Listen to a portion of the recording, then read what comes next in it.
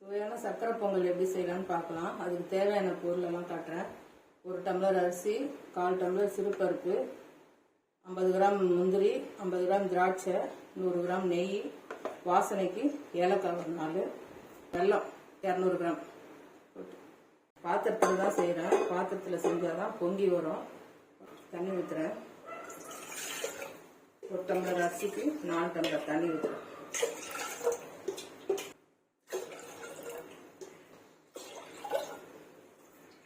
தண்ணி நல்லா காயட்டும்.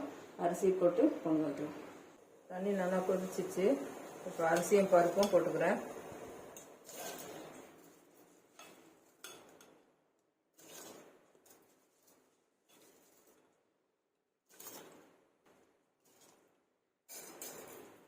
அது நல்லா குழைவா வெந்து வரட்டும். வந்தவொடனே வெல்லம் போடணும்.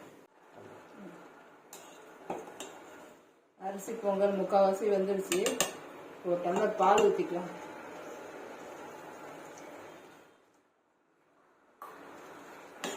பால் ஊற்றி நல்லா குழைவா வந்த பிறகு நம்ம வெல்லம் போட்டுடலாம்.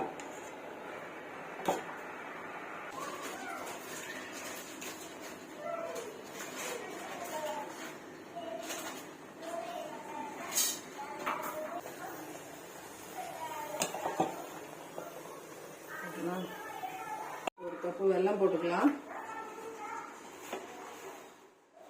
நல்லா வெல்லம் கரைஞ்சி பொங்கல் ரெடி ஆயிடும்.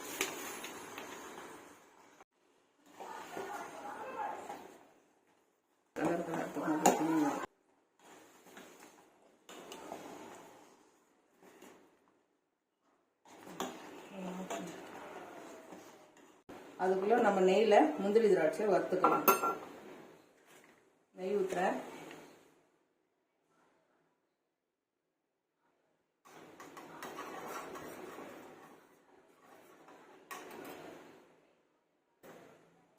நெய் காஞ்சிடுச்சு. முந்திரி போட்டுக்கலாம்.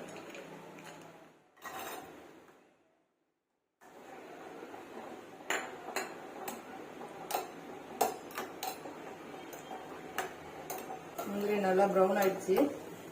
திராட்சை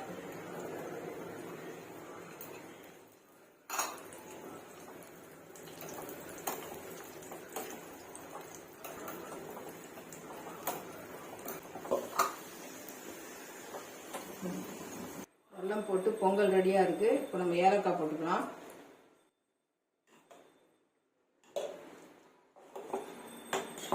நெய்ல வறுத்த முந்திரி திராட்சை ஊற்றிக்கலாம்.